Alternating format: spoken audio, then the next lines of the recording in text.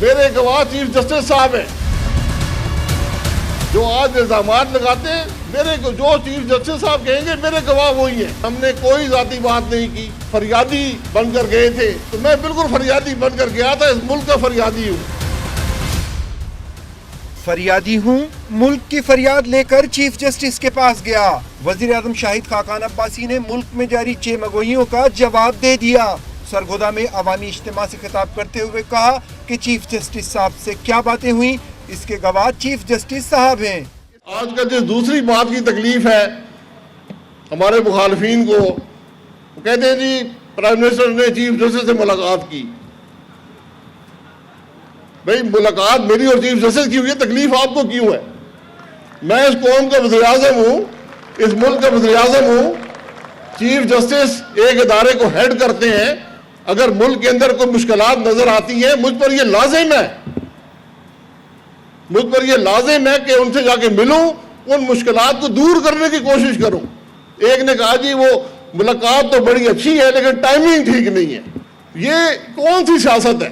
اور پھر کسی نے بیان لگایا کہ فریادی بن کر گئے تھے تو میں بالکل فریادی بن کر گیا تھا. اس ملک کا فریادی ہوں، اس ملک کی بہتری کا فریادی ہوں.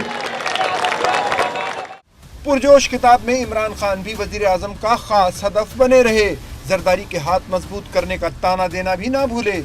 عمران خان کو بڑی تکلیف ہے کہ میرے 14 ایم پی اے جو ہیں وہ آصف علی زرداری خرید کر چلا گیا ہے. وہ دن بھول گیا.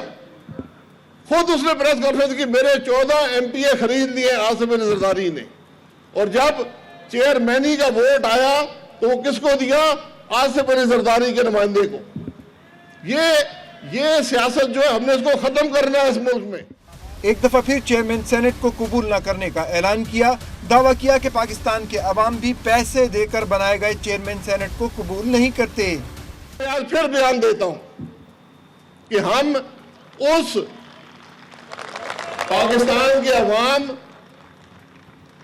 جو سیٹیں پیسے دے کر خریدی گئی ہوں ان کو قبول نہیں کرتے. جو لوگ پیسے دے کر سینیٹر بنے ہیں، سینٹ کے چیئرمین بنے ہیں، وہ پاکستان کی نمائندگی نہیں کر سکتے. نیب عدالتوں پر عدم اطمینان کا اظہار کیا اور کہا کہ ان سے انصاف کی کوئی امید نہیں. انہی عدالتوں نے نواز شریف کو ہائی جیکر بنایا.